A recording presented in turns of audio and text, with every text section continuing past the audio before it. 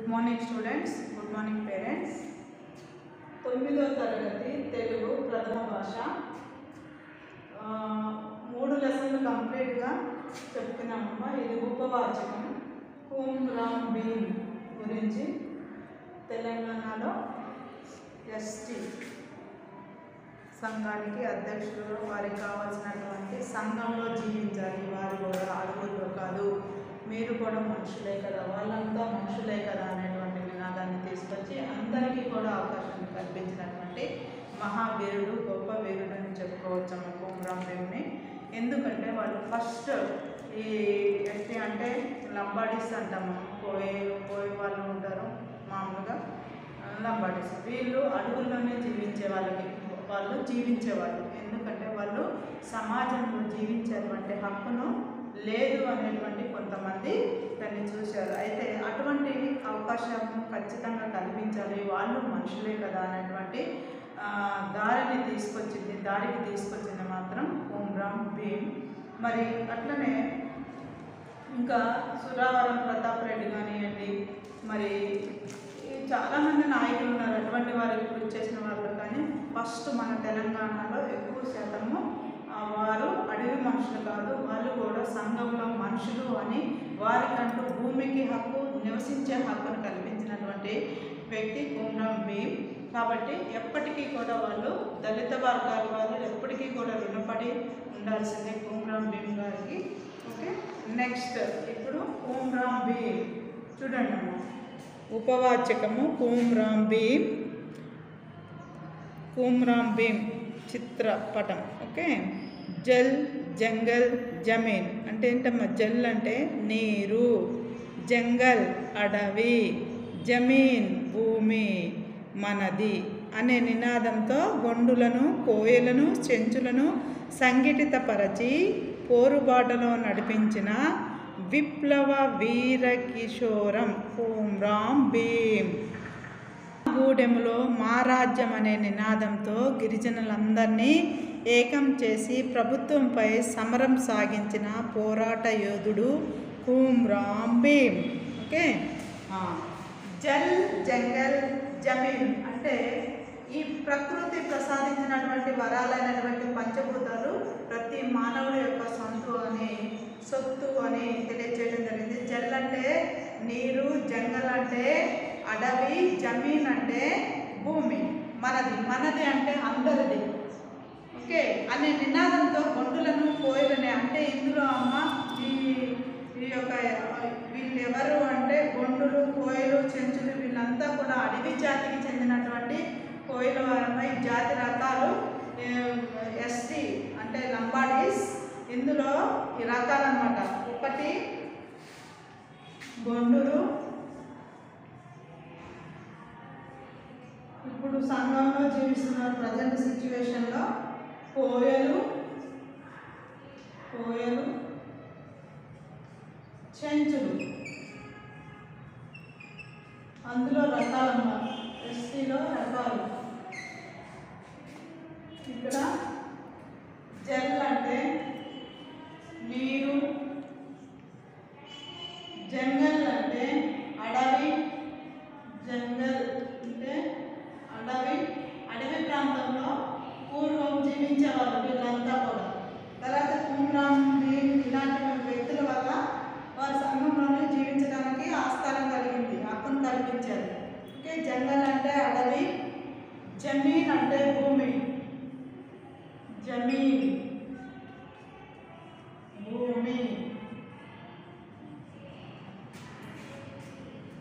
పోరుబాటలు అంటే ఏంటన్నా? యుద్ధం చేయడానికైనా, పోరాటం చేయడానికైనా సిద్ధం ఉండి నడిపించిన విప్లవ వీర కిషోరం హూమ్ రామ్ బీమ్. వీరుడు అని చెప్పుకోవచ్చు. ఎంతటి వారినైనా ఎదిరించి వీరు సైడు నిలబడటం జరిగింది. మా గూడెంలో మా రాజ్యం అనే నినాదంతో గిరిజనులందరినీ ఏకం చేసి ప్రభుత్వంపై సమరం సాగించిన పోరాట యోధుడు హూమ్ రామ్ బీమ్. అంటే ఈ యొక్క జాతులన్నీ కూడా వారిని ఏమంటారమ్మా? గిరిజనులు అంటారు. ఏమంటారు? గిరిజనులు. ఏ నినాదంతో స్టార్ట్ అయింది? మా గూడెంలో మా రాజ్యం అంటే మా గూడెము అంటే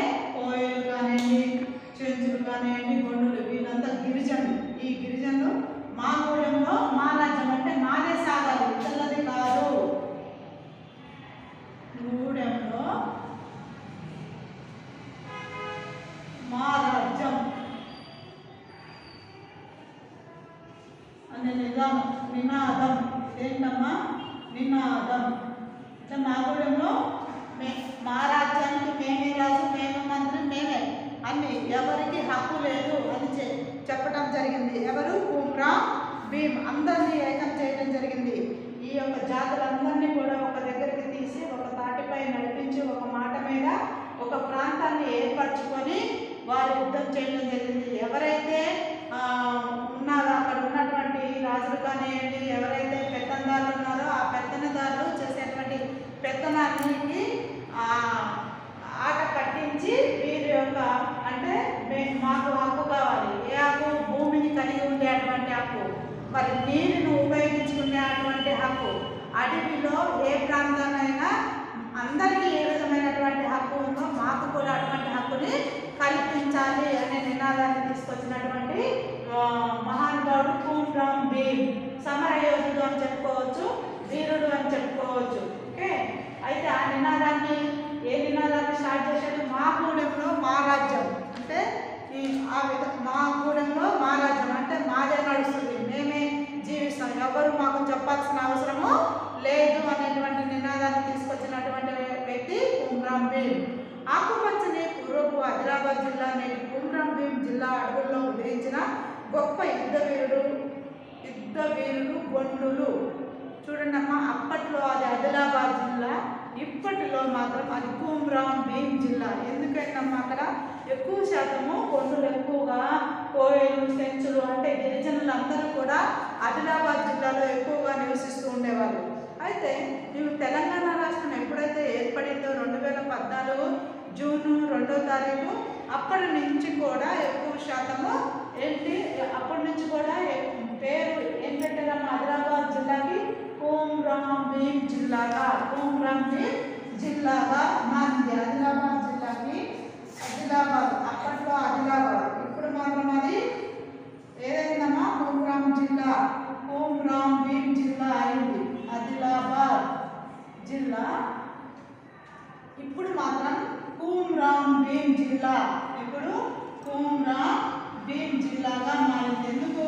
తెలంగాణ రాష్ట్రం ఏర్పడింది కాబట్టి అతను గిరిజనులకి వీరుడు, గిరిజన జాతికి వీరుడు. ఎందుకు?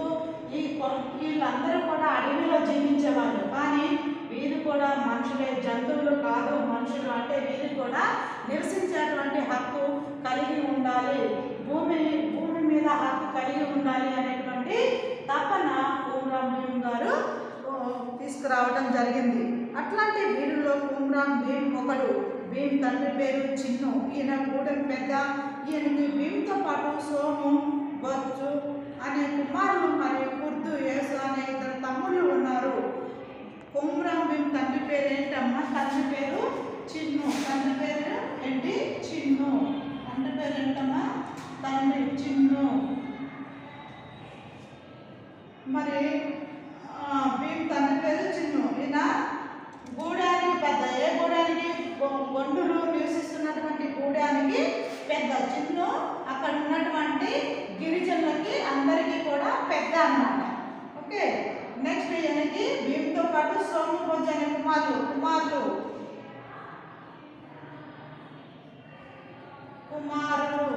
అంటే కుమ్రాం భీమ్, నెక్స్ట్ సోము, బొజ్జు. ఈ ముగ్గురు కూడా ఎవరి కుమారులమ్మా? చిన్ను అనేటువంటి ముగ్గురు కుమారులు. చిన్నుకి ముగ్గురు కుమారులు. ఓకే, మరి కుర్దు, యేసు అనే 2 తమ్ముళ్ళు. ఎవరికి? చిన్నుకి తమ్ముళ్ళు ఎవరు?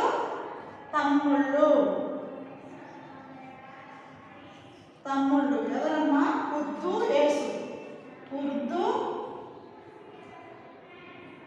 కుర్దు, యేసు ఇద్దరు తమ్ముళ్ళు. అంటే ముగ్గురు కుమారులు, 2 తమ్ముళ్ళు. వీళ్ళంతా ఏ తెగకి చెందిన వాళ్ళమ్మా? గొండు తెగకు చెందిన వాళ్ళు. ఏ తెగ కుమారులు, 2 తమ్ముళ్ళు. వీళ్ళంతా గొండు జాతికి చెందినవారు. ఆదిలాబాద్ అడవుల్లో నివసించే ఈ గిరిజనుల్లో ఎన్నో తెగలున్నాయి. గొండు, పోలం, పరద, కోయ, అందల్, సెంచు, బిల్లులు మొదలుగున్నవారు. చూసారమ్మా, ఆదిలాబాద్ అడవుల్లో అంటే ఆదిలాబాద్ అడవుల్లో నివసించే గిరిజనుల్లో ఎన్ని తెగలున్నాయో చూడండి. First Gond, okay, Gond. Number 2 పోలం, పోలం, పోలం. నెంబర్ 3 పరద. తెగల్లో రకాలమ్మ పరద. తర్వాత కోయ, కోయలు, ఓకే. అందాల్, అందాల్. నెంబర్ 5 చెంచు, చెంచులు. నెంబర్ 6 బిల్లులు. ఇన్ని తెగలున్నాయి గిరిజనులలో. ఎన్ని తెగలున్నాయమ్మా? 4, 3, 7 తెగలు ఉన్నాయి మొత్తానికి. 1, 2, 3, 4, 5, 6, 7 తెగలున్నాయి. ఇందులో గిరిజనులలో 7 తెగలున్నాయి. ఓకే. మరి అడవిలో పుట్టి పెరిగి అక్కడే చనిపోయే వారికి అడవే ప్రపంచం కనుక అడవి తమదని బలంగా నమ్ముతారు. తెల్లదొరలను ఎదిరించిన రాంజీ గొండు వారసులమని గర్వంగా చెప్పుకుంటారు. ఎక్కువ వీళ్ళు ఎక్కడ నివసించే వాళ్ళమ్మ? సంఘంలో కాదు, ప్రజలలో కాదు, అడవిలో నివసించే వాళ్ళు. అడవిలో చెట్ల మధ్య వాళ్ళ యొక్క పుట్టుక వాళ్ళంతా కూడా ఎక్కడ? అడవిలో జరిగేది. కాబట్టి ఆ అడవి అంతా మాదే అనేటువంటి భావన ఉంటుంది, కానీ ఇతరులదనే అనేటువంటి భావన ఉండదు కదా. అక్కడ నివసిస్తున్నారు కాబట్టి ఆ ప్రాంతం అంతా మాదే. అక్కడ ఉన్నటువంటి నీరు కానివ్వండి, భూమి కానివ్వండి, అడవి కానివ్వండి, పంటలు కానివ్వండి, చెట్లు కానివ్వండి, అవన్నీ కూడా మావే అని భావిస్తారే తప్పితే ఇతరులు అని అనుకోరు కదా. ఆ విధంగానే అక్కడ గిరిజనులు అటువంటి భావాన్ని కలిగి ఉన్నారు. అయితే ఇప్పటికి కూడా అప్పట్లో తెల్లదొరలను ఎదిరించినటువంటి రాంజీ గోండు వారసులని చెప్పుకుంటారంట. తెల్లదొరలను, బ్రిటిష్ ప్రభుత్వం వారిని వ్యతిరేకించినటువంటి వారు ఎవరమ్మా? అప్పట్లో రాంజీ గోండు, రాంజీ గోండు. అటువంటి వారి తన యొక్క వారసులని ఇప్పుడు కూడా చెప్పుకుంటున్నారు. ఓకే. కుమ్రాం భీమ్ బాల్యం నుండి తెలివైన వాడు, సాహసవంతుడు, నాయకత్వ లక్షణాలు ఉన్నవాడు. భీమ్ చిన్నప్పటి నుంచి ప్రతి విషయానికి స్పందించేవాడు. బాల్యం చిన్నప్పటి నుంచి కుమ్రాం భీమ్ బాల్యం నుంచి చిన్నప్పటి నుంచి కూడా తెలివైన వాడు, బాగా తెలివైన వారు అని ఎప్పుడు అంటారమ్మ. తెలివి అయినటువంటి వారు అని ఎప్పుడు అంటారు?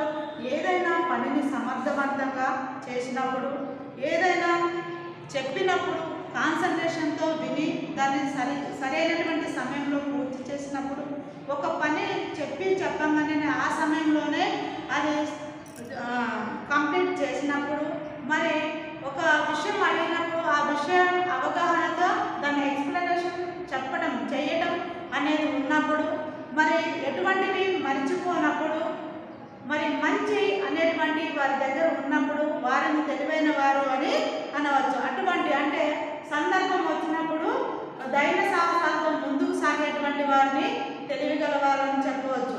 మరి అట్లనే సాహసవంతుడు అంటే సందర్భం వచ్చినప్పుడు ఏదైనా సరే చెయ్యగలను అనేటువంటి మనసులో దృఢ సంకల్పం ఉన్నవారు సాహసవంతుడుగా కీర్తించబడతాడు. నాయకత్వ లక్షణాలు ఉన్నాయంటే ఏ విషయాన్నైనా ఏదైనా సమర్థవంతంగా చెప్పగలగటం, నలుగురిలో మాట్లాడగలిగే శక్తి ఉండటం, నలుగురిని ఒక మాట వైపు మళ్లించడం, ఇవన్నీ కూడా నాయకుల యొక్క లక్షణాలు. మరి ప్రజల్లో సంక్షేమంతో మరి ప్రజల కొరకు ప్రజల కోసం ఏం చేయాలో సరైనటువంటి ఆలోచనలు చేయటము, ఇవన్నీ కూడా నాయకుల యొక్క లక్షణంగా చెప్పవచ్చు. ఒకసారి కష్టం వచ్చినా ఆ కష్టానికి నిర్భయంగా నిలబడి దాన్ని ముందుకు సాగించేటువంటి లక్షణం నాయకులకు ఉంటుంది. ఎన్ని ఒడిదుడుకులు వచ్చినా అనుకున్నటువంటి లక్ష్యాన్ని చేరుకునేటువంటి వారు సరైన నాయకుడు అని చెప్పుకోవచ్చు. అటువంటి నాయకత్వ లక్షణాలు మన కుమ్రాం భీమ్ గారికి ఉన్నాయని చెప్పుకోవచ్చు. భీమ్ చిన్నప్పటి నుంచి ప్రతి విషయానికి స్పందించేవాడు. స్పందించడం ఖచ్చితంగా దాన్ని ఫాలో కావడం అన్నమాట. ఎందుకని ప్రతి విషయాన్ని కూడా మనం ఎందుకు ఎవరు స్పందిస్తారు ఇమీడియట్గా? ఎవరికైతే అది ఆలోచన ఉంటుందో, దాన్ని పాటించాలనేటువంటి తపన ఉంటుందో,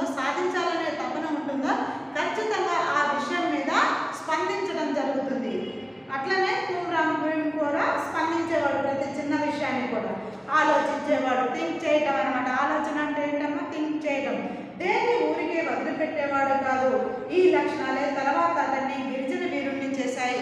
ఎప్పుడైతే ఆత్మవిశ్వాసము, దృఢ సంకల్పము, పట్టుదల, శ్రమ, మరి దేశానికి కానీ రాజ్యానికి కానీ మరి ప్రజలకు కానీ చేయాలనేటువంటి మరి కుటుంబానికి ఇవన్నీ చేయాలనే తపన ఉంటుందో అప్పుడు స్పందించాలనేటువంటి గుణము స్పీడ్గా ఉంటుంది. మంచి చేయాలి, ఏదో ఒకటి నా వల్ల దేశానికి ప్రజలకు మంచి జరగాలి అంటే ఖచ్చితంగా స్పందించేటువంటి గుణము ఉండాలి, ఆలోచించే శక్తి ఉండాలి. నాయకత్వ లక్షణాలు అంటే తన గురించి తాను ఆలోచించడం కాదు, ప్రజల కోసం ఆలోచించేటువంటి లక్షణాలు కలిగి ఇవన్నీ కూడా తనలో ఉన్నాయి. కాబట్టి ఆ గిరిజనులను ఒక వైపుకి ఒక మంచి దశకు తీసుకొచ్చినటువంటి నాయకుడిగా చెప్పుకోవచ్చు. దేన్ని ఊరికే వదిలిపెట్టకుండా తన హక్కులను, తన యొక్క బాధ్యతలను, తన యొక్క అన్నిటినీ కూడా నిర్వర్తించాలనే ఉద్దేశంతో ముందుకు సాగాడు అని చెప్పుకోవచ్చు. ఈ లక్షణాలనే తర్వాత అతన్ని గిరిజన వీరుని చేశాయి. వీరుడు ఎప్పుడవుతాడమ్మా? ఎవరికి ఏదైతే ప్రజలకు అవసరమో ఆ అవసరాన్ని తీర్చేటువంటి వాడు వీరుడు. ఏంటి భయమేసి దాక్కునేవాడు వీరుడు కాదు, అది ఎదురు తిరిగి దానికి సరైనటువంటి న్యాయాన్ని చేకూర్చేవాడు వీరుడు. అది ఎవరికి? కుటుంబానికి కాదు, కుటుంబంతో పాటు దేశానికి, దేశంతో పాటు ఉన్నటువంటి ప్రజలు ఎవరైతే ఉన్నారో వాళ్ళకి, అటువంటి వారిని వీరుడు అని అంటాము. తన గురించి తాను ఆలోచించేవాడు వీరుడు కాదన్నా స్వార్థపరుడు. వీరుడు అంటే దేశం గురించి, తన గురించి, తన దేశం గురించి, ప్రజల గురించి ఆలోచించేవారు వీరుడు. అతని ఆలోచనలకు పొడుగు పోసింది అంటే తను ఏదైతే అనుకున్నాడో తను ఆ యొక్క సార్థకం చేయడానికి పురుడు పోయడం అంటే పుట్టింది అని అర్థం. పురుడు మీన్స్ పుట్టడం. అతని భావాలకు బలాన్ని ఇచ్చింది అతని వదిన కూకుబాయి. అతని యొక్క ఆలోచనలు ఏవైతే ఉన్నాయో అవి సమర్థవంతంగా ముందుకు సాగటం కోసము దృఢమైనటువంటి ఆలోచన ఏదైతే ఉందో ఆలోచనలు ఎత్తించడానికి సపోర్టింగ్గా తన వదిన అయినటువంటి అన్న భార్య, వదిన అంటే ఎవరమ్మా? అన్న భార్య. ఆమె పేరు కూకుబాయి. వదిన పేరు ఏంటమ్మా? వదిన పేరు వదిన పేరు కూకుబాయి. సపోర్టింగ్గా నిలబడింది కూకుబాయి. ఏదైతే మనసులో అనుకున్నాడో ఆ మనసులో సాధించడం కోసం సపోర్టింగ్గా నిలబడింది కూకుబాయి. కుమ్రాం భీమ్ యొక్క వదిన కూకుబాయి. భీమ్ చిన్నప్పుడు సంకినపల్లి గూడెంలో పెరిగాడు. అక్కడి చెట్టు చేమ, బోళ్ళు, బండలు, కొండలు, వాగులు ఒకటేమిటి సమస్త ప్రకృతిని అతనిని తీర్చిదిద్దింది. భీమ్ చిన్నప్పుడు అంటే చిన్నపిల్లోడుగా ఉన్నప్పుడు సంకినపల్లి గూడెం,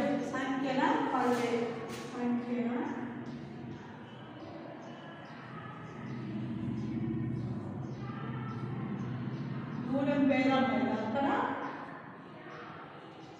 చిన్నప్పుడు పెరిగాడు. సంకినపల్లి అనే గ్రామంలో పెరిగాడు. అక్కడి చెట్టు చేమ అవన్నీ కూడా, చెట్టు చేమ అంటే చిన్నపిల్లలు ఆడుకునేటప్పుడు అక్కడ ఉన్నటువంటి వాతావరణంతో ఎంత ఆహ్లాదకరంగా ఉంటుందో అదంతా కూడా ఇక్కడ రాయడం జరిగింది. ఏంటి? చెట్లు, చేమలు, బోళ్ళు, బండలు, కొండలు, వాగులు. అక్కడ ఏముంటుందమ్మా? అక్కడ అంతా కూడా ఆకుపచ్చని అడవి కాబట్టి వాగులు, వంగలు అవన్నీ ఉన్నాయి కాబట్టి వాటితో పాటు కుమ్రాం భీమ్ కూడా పెరగడం జరిగింది. అక్కడ ప్రకృతి అంతా కూడా అందంగా ఉంది, సుందరంగా ఉంది. అట్లనే తన యొక్క ఆలోచనలు కూడా పదులు పట్టే విధంగా తను ప్రజలకు సేవ చేయాలనేటువంటి తపనతో తన యొక్క లక్ష్యాన్ని చేరుకోవడానికి, గిరిజనులకి సహాయం చేయడానికి వీరుడుగా కీర్తి ప్రతిష్టలు సంపాదించాడు. ఓకే, ఈరోజు హోంవర్క్ అన్న ఫస్ట్ పార్ట్ లర్న్. ఉపవాచకంలో first part learn. Good morning बेटा। कल हम प्रकृति की सीख कविता के बारे में जानकारी लिए हैं बेटा।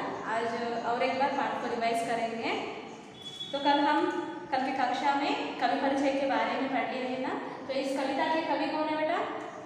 सोहनलाल द्विवेदी ना। सोहनलाल द्विवेदी।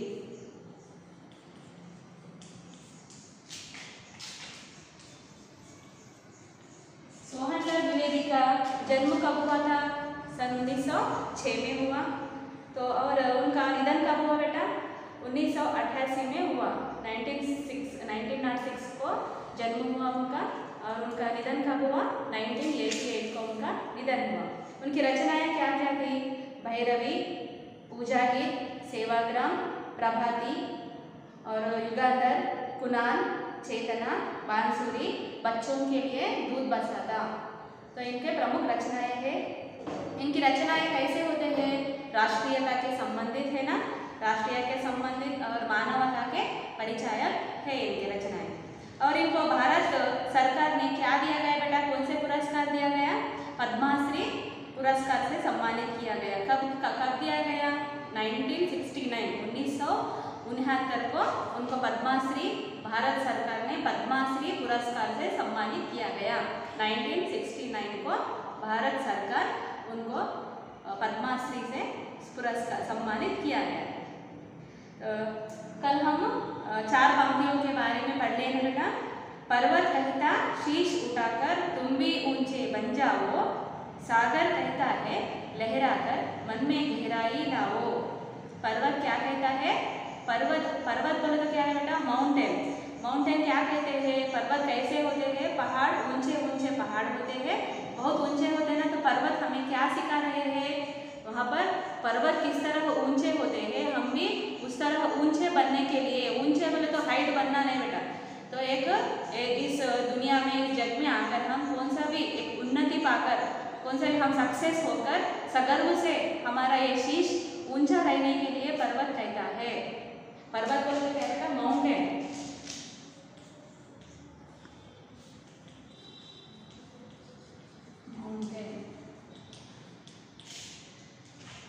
ऊंचे बोले तो हाइट, ऊंचा।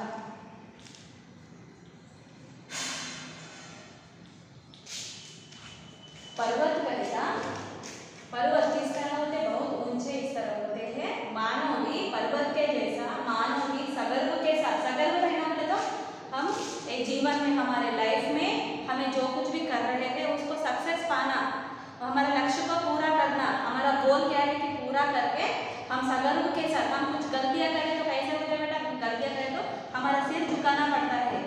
हम सगर्व से हम कुछ भी काम करें तो, हम अच्छे कार्य कर रहे हैं तो हमारा सिर ऊंचा रहेगा, सबके सामने हम घूम सकते।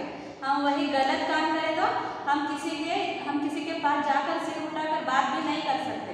इस तरह पर्वतों के जैसा ये सोहनलाल द्विवेदी क्या कर रहे बेटा? ये प्रकृति में रहने वाले ये सभी क्या है? पर्वत और झरने, पहाड़, ये क्या है? पेड़ पौधे, सूरज, चांद, ये सभी को देखकर हम सीख लेना। सूरज कैसे होते हैं? रोशनी देती है। सूरज सोने से रोशनी देती है ना बेटा प्रकृति में। तो इसी तरह ये सभी के बारे में जिसका काम हम सगर्व से कर रहे हैं, तो प्रकृति के रहने वाले ये सूरज, चांद, पेड़, हरियाली, नभ, आसमान, ये सभी को देखकर हम भी सीख लेना। हम भी मानव है बेटा, हम ही को मानव क्या दिया गया है? ईश्वर भगवान हमें भी बुद्धि दिया है, तो वरदान के रूप में हमें बुद्धि दिया है। तो हम भी वो प्रकृति में रहने वाले पर्वत को देखकर, नभ को देखकर हम भी सगर्व के साथ रहना बोल के यहाँ पर प्रकृति में रहने वाले इस पर्वतों के देखकर बेटा हम सगर्व से ऊंचे रहने के लिए कवि कह रहे हैं।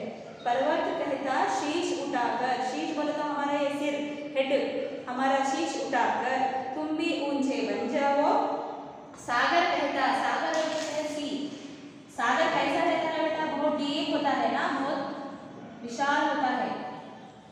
सागर कहता लहराकर मन में गहराई लाओ। मन बोले तो हमारा ये मन, हार्ट, तो मन में गहराई लाओ बोले तो मन में जो भी गहराई, सागर कैसा है? बहुत डीप होता है ना, तो वो मन में जाकर उनके क्या क्या होते हैं? उनकी मृदुल, मीठे मीठे भावों को अंदर से लाना बोल के ये सागर कहते हैं। सागर कहता है मन में गहराई लाओ, मन में जो भी उनके डीपनेस होते हैं कि उनके गहराई को खींच लो, उनके बारे में जानकारी कर लो बोल के सागर हमें सिखाता है। पर तो इसका पाठ का उद्देश्य है प्रकृति की सीख, बोले तो प्रकृति से हम सीख लेना। अब पर्वतों से हमें ऊंचे रहने के लिए सिखा रहे हैं, और सागर मन में गहराई को खींच लेना। गहराई बोले तो क्या है बेटा? डीप, मन में गहराई लाओ। पर्वत कहता शीश उठाकर तुम भी ऊंचे बन जाओ। सागर कहता है लहराकर मन में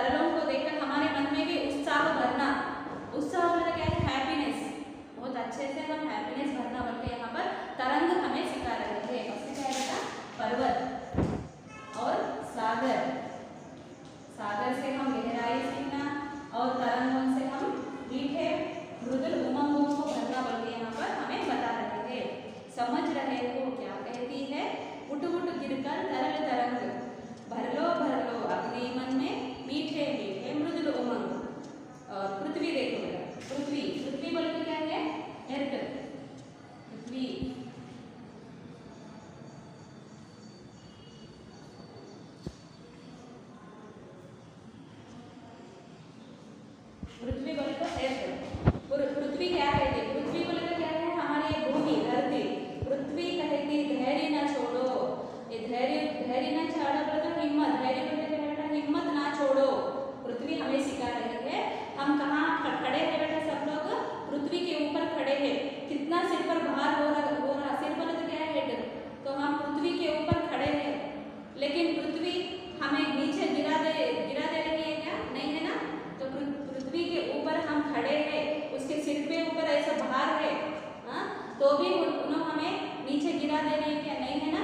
तो पृथ्वी हमें क्या सिखा रही है? देखो, पृथ्वी कहती धैर्य ना छोड़ो, कितना ही वो सिर पर भार, हमें कितने भी प्रॉब्लम्स हो, कितने भी प्रॉब्लम्स हमें आने दो बेटा, लेकिन हमें धैर्य से रहना। ऐसा प्रॉब्लम आ रही बोल के हिम्मत ना छोड़ना बोल के यहाँ पर हमें पृथ्वी बता रही है। पृथ्वी कहती धैर्य न छोड़ो, कितना ही वो सिर पर भार। नभ कहता है फैलो इतना, ढक लो तुम सारा संसार। नभ कैसा होता है बेटा? बहुत विशाल होता है ना ऊपर। नभ बोलते क्या है? आसमान, स्काई, नभ।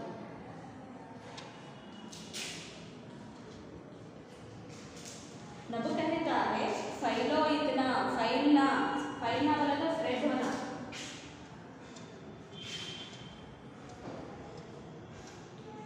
फैलना तो स्प्रेड। नभ कहता है फैलो इतना, ढक लो तुम सारा संसार। संसार बोल तो वर्ल्ड।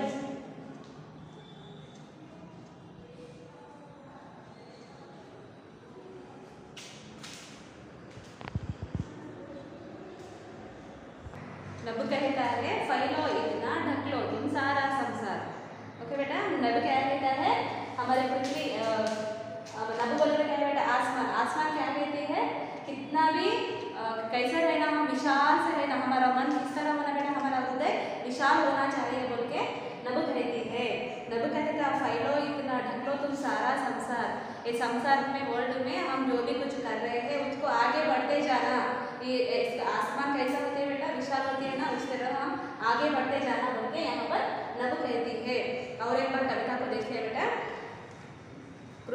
पर्वत कहता शीश उठाकर तुम भी ऊंचे बन जाओ, सागर कहता लहराकर मन में गहराई लाओ। समझ रहे हो क्या क्या कहती है? उठ उठ गिर कर तरल तरल, भर लो अपने मन में मीठे मीठे मृदुल उमंग। पृथ्वी कहती धैर्य न छोड़ो, कितना ही हो सिर पर भार। नभ कहता है फैलो इतना, ढक लो तुम सारा संसार। देखो बेटा, और एक बार कविता को ध्यान से सुनो। पाठ्य पुस्तक निकाल कर आप एक फिंगर लगा के उसको ध्यान से देखो बेटा। तुम भी ऊंचे बन जाओ, सागर कहता है मन में गहराई लाओ। समझ रहे हो क्या कहती है? उठ उठ गिर कर तरल तरल, भर लो अपने मन में मीठे मीठे मृदुल उमंग। पृथ्वी कहती धैर्य न छोड़ो, कितना ही हो सिर पर भार। नभ कहता है फैलो इतना, ढक लो तुम सारा संसार। समझ में आया बेटा? पर्वत क्या कहती है? हमारे सिर के ऊपर कितना ही भार होने पर भी हमें कैसे होना चाहिए? पर्वत क्या कहती है बेटा? हमारे शीश उठा, पर्वत की तरह शीश उठाकर सगर्व के साथ रहना बोल के उन्होंने पर्वत सिखा रही है हमें। एक सागर क्या कहती है? सागर कैसा होता है बेटा? डीप से होती है ना, तो मन में उनको गहराई को भी खींच लो, गहराई को सीख लो, गहराई को ले लो बोल के सागर कहती है। समझ रहे हो क्या कहती है? तरले कैसे होते हैं? उठ उठ कर मीठे मीठे दिखते हैं ना, तो हमारे मन में के मीठे मृदुल उमंगों को भर लो बोल के तरल कहती है।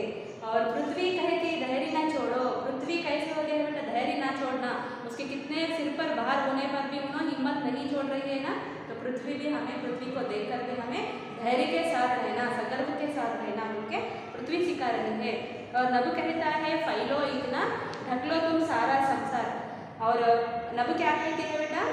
नभ बोले तो क्या है? आसमान की कैसी होती है? वो फैलते हुए विशाल होती है ना, उसी तरह हम संसार में बोल तो वर्ल्ड में भी हमें उसी तरह फैलते हुए हमें सगर्व के साथ रहना बोल के वहाँ पर नभ भी कह रही है। समझ में आया बेटा इस कविता को? यहाँ पर दो प्रश्न पूछे गए हैं। नदियाँ खेती के लिए किस प्रकार उपयोगी है? नदियाँ खेतियों के लिए किस प्रकार उपयोगी है बताइए बोल के दिए बेटा। तो नदियाँ, हमें पानी नहीं है तो हम रह सकते हैं क्या? नहीं रह सकते। नदियाँ क्या करती है, फिर हमारे प्यास बुझाती है। खेती करने वालों के लिए बहुत उपयोगी है। नदियों पर हम बांध बनाकर, पानी आते हैं ना बेटा, नदियों को हम डैम जैसा बनाकर पानी को पूरा इकट्ठा किया जाता है और फिर उस पानी को नालों के द्वारा, उस पानी को क्या करते हैं, हमें छोटे छोटे नाले कर वहाँ पर खेती में प्रवाहित किया जाता है। वो पानी को क्या करते हैं, हमें खेतियों के तरफ जाने के लिए उसका उपयोग किया जाता है। और इस प्रकार लाखों एकड़ भूमि की सिंचाई खेती के लिए उपयोग और वैज्ञानिक यंत्रों के लिए बिजली की उत्पादन से किया जाता है। इस तरह बेटा वो पानी को नदियों के पानी से क्या करते हैं, हम छोटे छोटे नाले बनाकर खेती के लिए हम उपयोग करते हैं।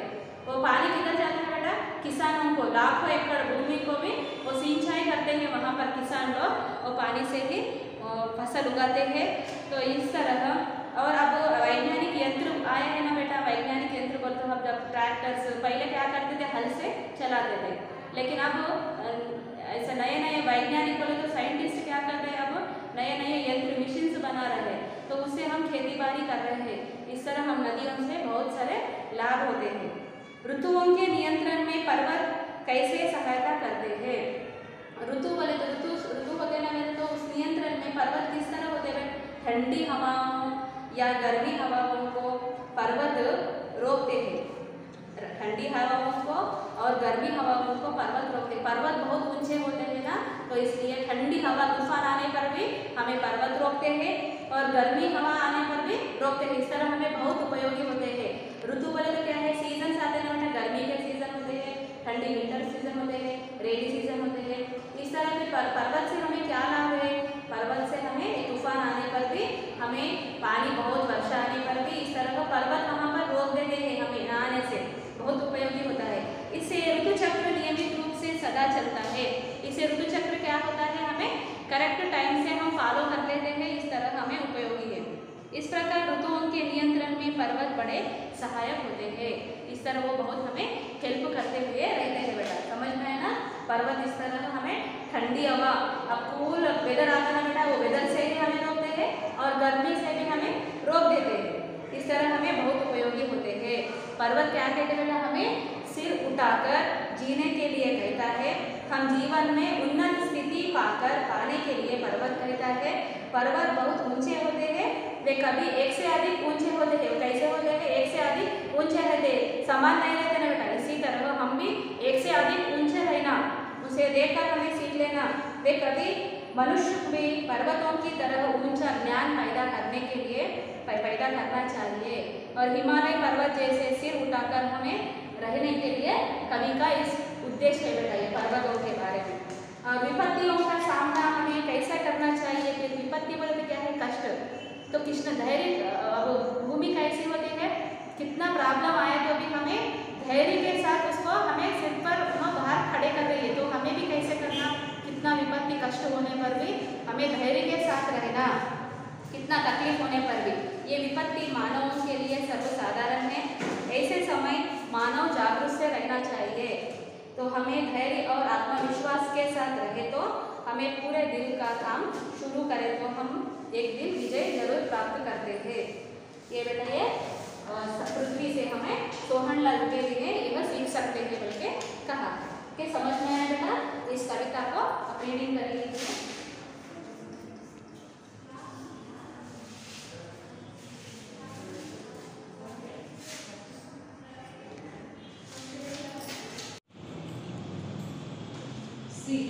Unit 5B reading, grabbing everything on the land. What is the meaning of grabbing on here? Taking with the hand roughly without knowing anything what was happening. It was taking roughly everything on the land because so many people went to their houses, trees, that whatever it went to they are taking from that very forcefully everything on the land. Here this is the poem. I am going to read out this poem totally. Girls, you listen and afterwards I will explain each and every stanza. They dream a wave like a great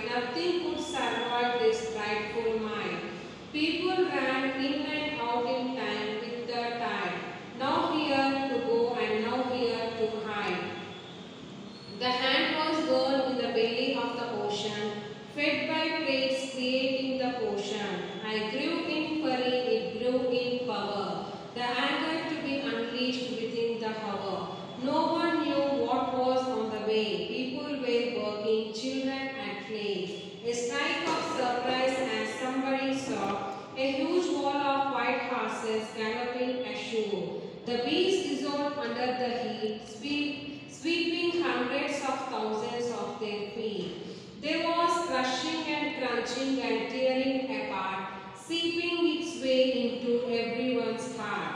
Lives were lost, bodies found, brutally killed by a hungry hound. When the punch came with the force of an army, the few that survived understood the meaning of tsunami. This poem is regarding about the tsunami. What is the tsunami? First we are going to think about the tsunami. How the tsunami will come? Same like grabbing everything on the land. Means how it will attack also, how it will come also we don't know. These children, those are they are reading, writing and they are playing, and some of the household wives they are doing the work in them, and the beasts, four-footed animals, they are there. Suddenly crushed roughly and it take away, and they also don't know how it was came. Now see the first stanza. There came a wave like a great hand. There came a wave like a great hand means with the force, with the big hands it was came. Grabbing everything on the land. Grabbing everything on the land. It was taking all apart. Taking with their hands suddenly all to the land. Because all the trees, how it will be, they are very large, and houses will be there, huts will be there. The beast, for all whatever they are grabbing everything on the land. Its fingers of foam circling round, uprooting trees, smashing homes to the ground. How the tsunami, like round and round water it will be there. It will revolve all these houses, trees, whatever they will be round and around, and it will be went away, smashing, uprooting trees. The trees will be there, no? The trees will come, and the uprooting trees it will be having, smashing homes, big houses, buildings, and also homes to the ground. Whichever it was located, they will come all to the ground. Up trees, totally big trees it will be there. That also will grabbing, pushing to the ground. It aimed its fist at everything in sight. Nothing could survive this frightful might. It fixed everything in sight. In the sight only it used to be. Nothing could survive. It continued to lie. Dangerous event. Continuously it was going on. Frightful might means terrible power. With the help of terrible power it came. And people ran in and out in time with the tide. People, those are having the people who are staying in that place, they are running inside, outside, here and there. Why? For what purpose they are running?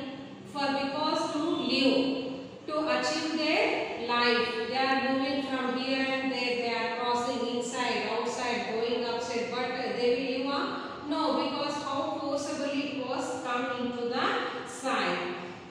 Now he had to go and now he had to hide. Where to go and where to hide. Where to live and where to stay. Like that they are not understanding. Even everyone, small children, kids, family members and the beasts, they are not understanding where to go. Now here, now there, now to hide, now to stay.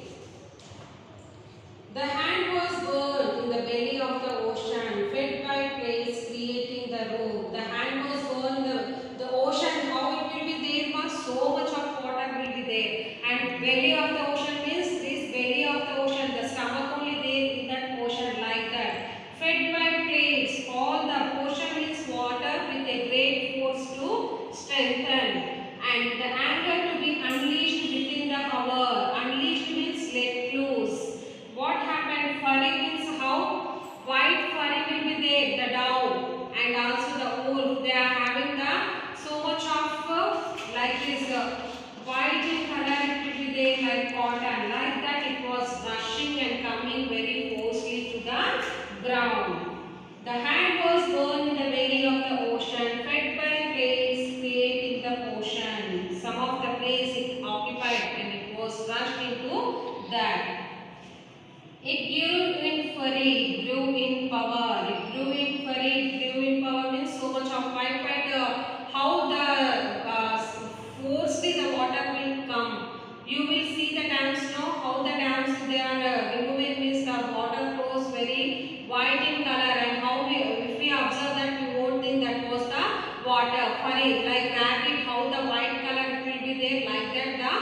water used to be, and how forcibly it will come, we can't see anything when the water is rushing and running like that.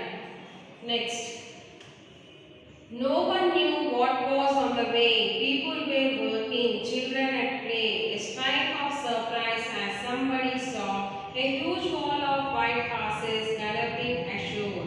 The beast dissolved under the heat, sweeping hundreds of thousands of their feet. What happened here? No one knew what was on the way. Don't know, because it was came unexpectedly. For that purpose, no one knew what was on the way, what was going on. People were working, children at play. People daily how they are going to work, same like that only they are doing the work. And children, what they will do? Small children, they are going and they are doing their work, the women and the men, and children are playing at their places. Regularly how they used to play, same like that only they are playing.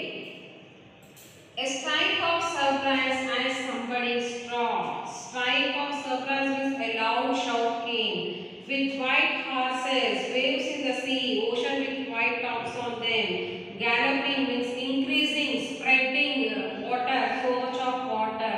The beast dissolved under the heat. This tsunami, how the water will be very heat and hot will be there. And the beast, they don't know, at least the mouth also they can't open. They will shout, and with the heat of that water, they galloped, they died.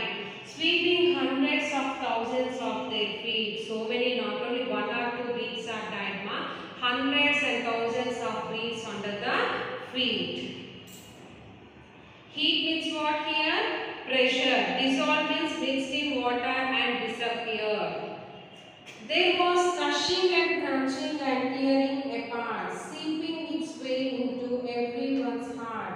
Lives were lost, bodies found, brutally killed by a hungry hound. When the punch came with the force of an army, the few that survived understood the meaning of tsunami. What happened? There was crushing and crunching, means hitting hard, making a noise. And crunching means what? Crushing noisily.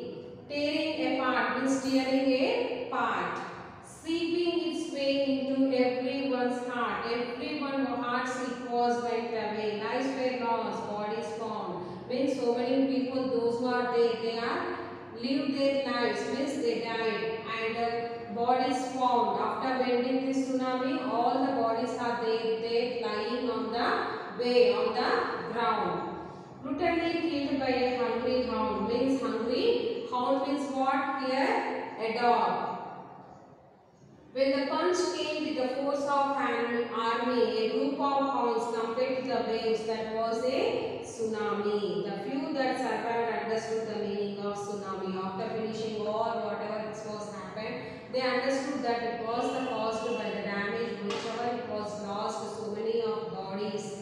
Dead bodies, children died, trees came and the houses went away, the houses came to the water and so many dead bodies died there, and after finishing of this all the part they thought that it was a tsunami which was taken grabbing everything on the land. After finishing of this lesson, he given the page number 101, he given the meanings. I am going to read out. See. Grabbing, taking with a hand suddenly or roughly. Uprooting, pulling out of the ground. Survive, continue to live despite a dangerous event. Frightful might, terrible power. Fed by plates, pushed by the movement of rock in the earth. Potion, water with a great force or strength. Unleashed, let loose, strike, a loud shout. White horses, waves in the sea or ocean with white tops on them. Galloping, increasing or spreading rapidly. Beast, big animals. Dissolve, mixed in water and disappear. Heat, pressure. Crushing, hitting hard, making a noise. Crunching, crushing noisily. Tearing apart, destroying something completely. Seeping, flowing slowly. Punch, a hard hit made with the fist. Army, a group of hounds compared to the waves of tsunami. The grammar part of this aerating grammar part I am going to explain here. Several people and things are involved in rescue operations. There is a description of a flood rescue operation. Complete the concept map given below with the suitable information from the text. Here flood rescue is given.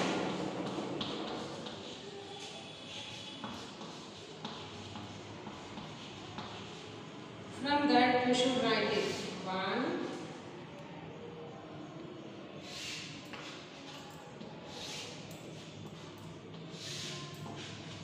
From this flood rescue, what are the events? What will be there? Be given only 3. Navy, relief camps,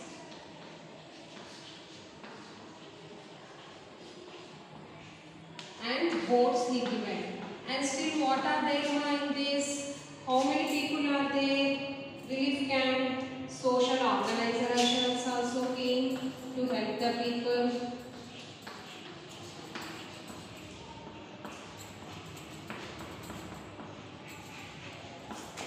And some of the people came to supply food, and some people came for shelter. Like this, how many we needed? That many. Then some people came for the helicopters.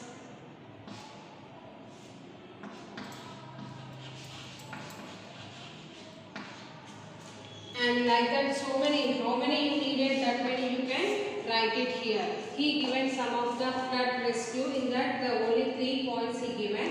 Remaining points you should write like that. And after that, he given some of the grammar part here. Combine the following sentences using the expressions no sooner than, scarcely, when, hardly, when. One has done for you. First one here he did with the help of no sooner or scarcely or when. I put the phone down. It rang again.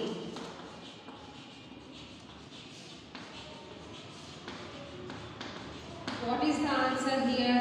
3 with the help of no sooner, scarcely and when. 3 we have to write it. First one, no sooner had I put the phone down,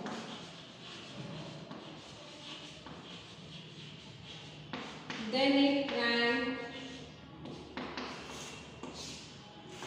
again. With the help of what? No sooner we started and we are ended like this. Again same, this sentence only we can write. How? Here. I had scarcely put the phone down when it rang again. Or we can write it also. I had hardly put the phone down when it rang again. Just with the help of this scarcely or hardly, instead of writing the 2 examples, it is very easy. First one you can prefer. No sooner had I put phone down, then it rang again. Say one more example I am going to write here. It is very easy. I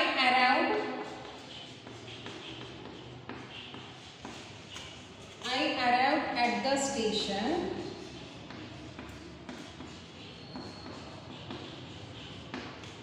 Then the bus came in. Here what answer? No sooner I had arrived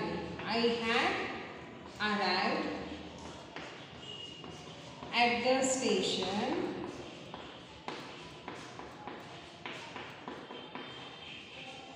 the bus arrived.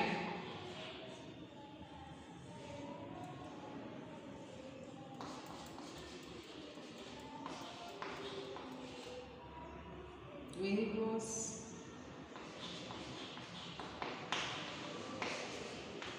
Here it is very easy. Regarding this second and third one, I had arrived at the station. Then the bus arrived. Okay. Sorry, ma'am. The bus. See, ma'am, I arrived at the station. Then the bus came in. No sooner I had arrived at the station, then the bus came in. Like this, you should write. The remaining three I am going to say you. Just you listen. I closed the door. Somebody knocked again. No sooner had I closed the door, then somebody knocked again. It is very easy. She finished the meal. She started feeling hungry again. No sooner had should be compulsory. No sooner first and afterwards had. No sooner had she finished the meal, then it will be there meaning. Then she started feeling hungry again. Next. Madhavi opened the door. The dog entered the room. No sooner had she opened the door, then the dog entered the room. Like this you should write. If you are not possible to write the first one and the second one, what it was there, ma'am? Second one, this I am going to say. I had scarcely arrived at the station when the bus came in. Or we can also write it. I